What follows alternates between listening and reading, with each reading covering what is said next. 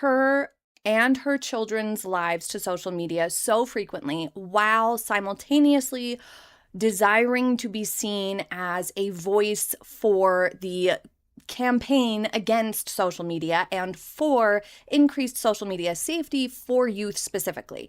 She and Harry do a lot of work and have tried to build a reputation as advocates for online safety, protection for children, and kind of against social media policies because they are not doing enough to protect kids, basically. And she also simultaneously uses social media prolifically and has posted her children so much.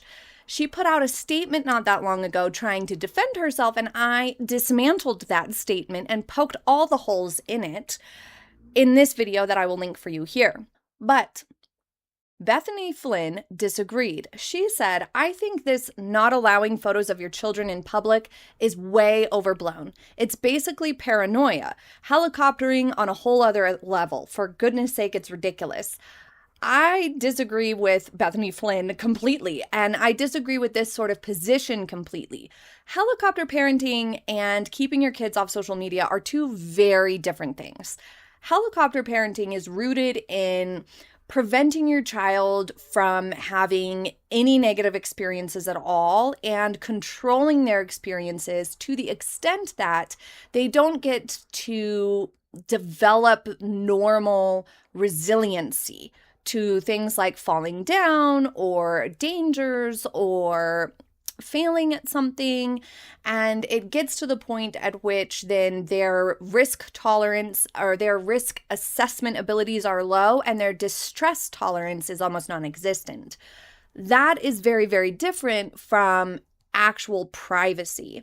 It's about managing data and tracking and corporate exposure and saving that part of a child's identity for themselves, because the way the world is now, ever since I was a child, is that you have your real life and then you have a digital life, and whatever you do in terms of social media and profiles and just emails and programs you sign up for, services and subscriptions that you have, all of these things are connected to your digital profile and your digital footprint.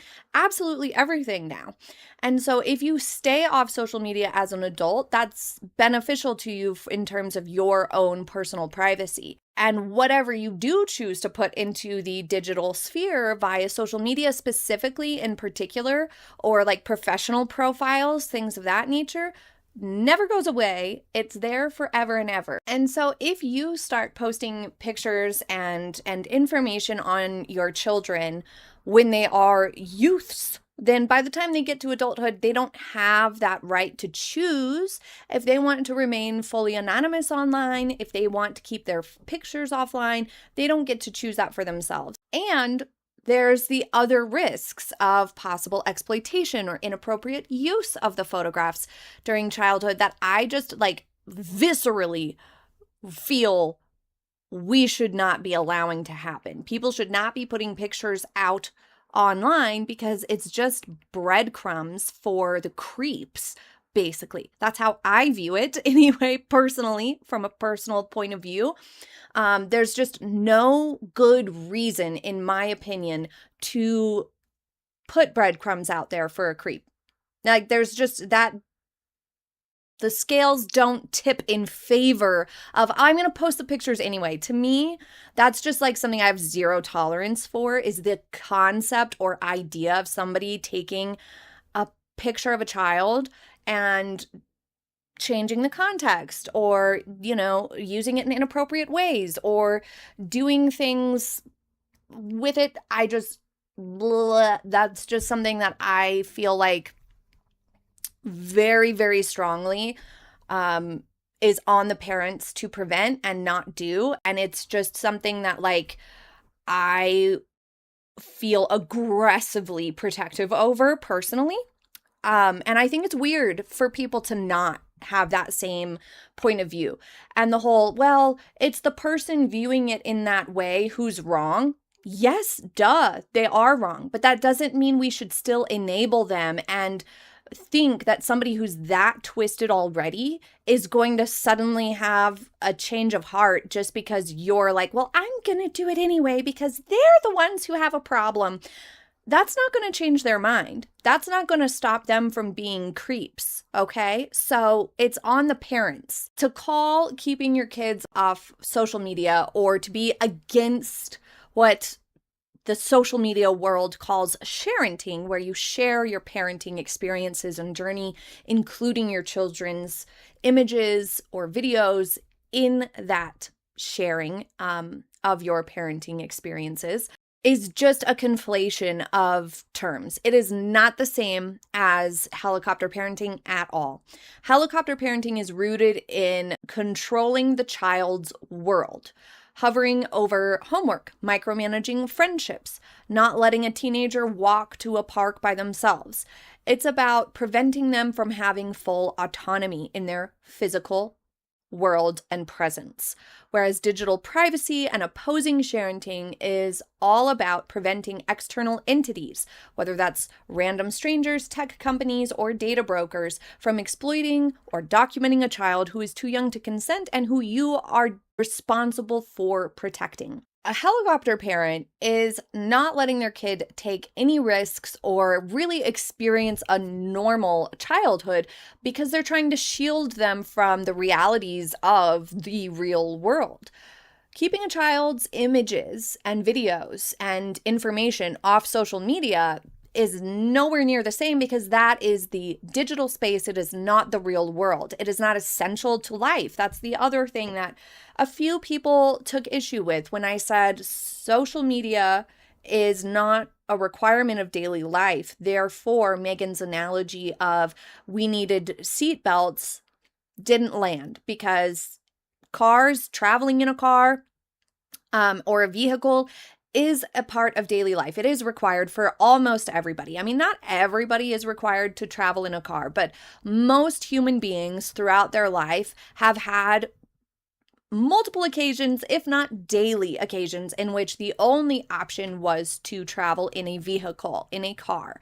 And so seatbelts were a public health thing. A lot of kids can't get to school. A lot of adults can't get to work without a car, especially in certain countries and certain places in the world. Not everything is in walking distance anymore. We are not living in villages anymore. We live in cities. We live in huge, sprawling areas. Plus, people like to travel. Medical appointments also, like a lot of times, especially if you need some specialized care, the only way to get there is through a vehicle. So seatbelts required, yes, because traveling in a car is very much required part of daily life for a lot of people, for most people, I would argue. Social media is a choice. It is not necessary. It is not essential. But some people took issue with that and said, well, a lot of people have their job on social media. They are adults. They are choosing that. They are consenting to that. So it's not the same thing. And some people said, well, now in the professional world, you kind of need profiles. Those are still adults. Those are still people who are choosing to consent and have a better ability of consent than children. And nobody is making that choice for them. So keeping a kid off social media simply is not shielding them from the real world the way a helicopter parent is. It's shielding them from having a pure, permanent, uncurated digital footprint created for them before they even know what that is. You're not stopping your child from living a normal life by not letting them go on social media. You're just letting them decide how they want to present themselves to the world when they are old enough to choose that and old enough to understand the longevity of the impact of what you do online. Even I would argue even 18-year-olds are not yet capable of that fully.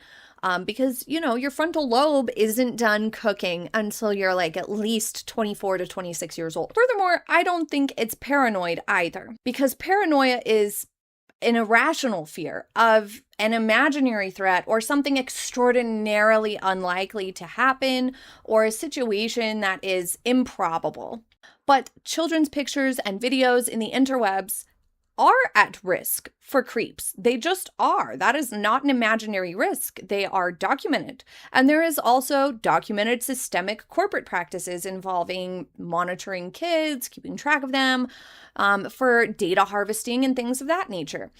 which also leads to additional risks of like identity theft or phishing scams. Digital data for yourself and your kids should be treated with the same type of caution that you use for physical security and for financial security. It's not anxiety, it's risk management, and it is essential in my opinion. And I don't expect like people in an older generation to fully grasp this, but I feel like a lot of people my age have already had some sketchy run-ins with stuff online in terms of their data or in terms of like pictures being taken out of context. I think a lot of people have already had these types of problems happening, at least people in like my generation have, but social media is not that old. So like I feel like there is just a little bit of a gap in understanding, which is why I decided to talk about it today. Because now we know that data scraping is an automated certainty, not a risk. It happens every single time you post something online. 100% of the things that you post online are subject to data scraping. The moment a photo is uploaded to a public or even semi-private platforms, ones in which you allegedly get to control who it's shared with, the data is scraped by brokers and AI companies to train models. By keeping your photos offline and your children's photos offline, you're preventing an automated system from mapping your child's face, tracking their age progression, pairing their biometric data with their name and location before they're even old enough to understand what any of that is. I feel like that is kind of a basic responsibility for parents. Financial institutions and cybersecurity firms also routinely issue warnings about sharenting. It's the practice of parents oversharing their kids' lives online. Barclays Bank ran a widely cited study predicting that by 2030, sharenting will account for 7.4 million incidents of online fraud per year, costing billions of dollars. A lot of like standard, seemingly innocent posts like saying, "Happy 5th birthday to my son, so-and-so," posted on a specific day, gives data companies, bad actors, creeps, the name, possibly the location, the exact birth date, family names, all these things we actually use to help protect our data online.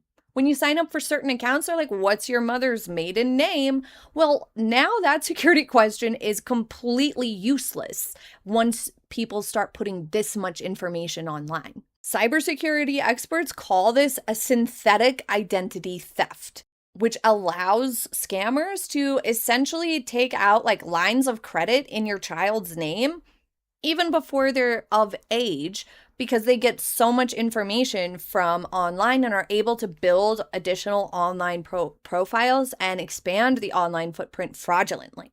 The big thing that tips the scales, in my opinion, that's really hard to argue is just the fact that like if I saw a creep in real life looking at my family, I would become confrontational immediately in order to protect them and shame that person. Online, unfortunately, we don't get the chance to shame the weirdos and the creeps, but we can not allow them to look. And that's the bottom line, in my opinion. And I think it's also important to remember that like a social media post is for the parent. It's the parent's vanity that's benefiting. It's not the kid necessarily. And I don't think it's a good message for us to be sending to our kids to be posting our lives on social media anyway, whether that's our lives or our family's lives.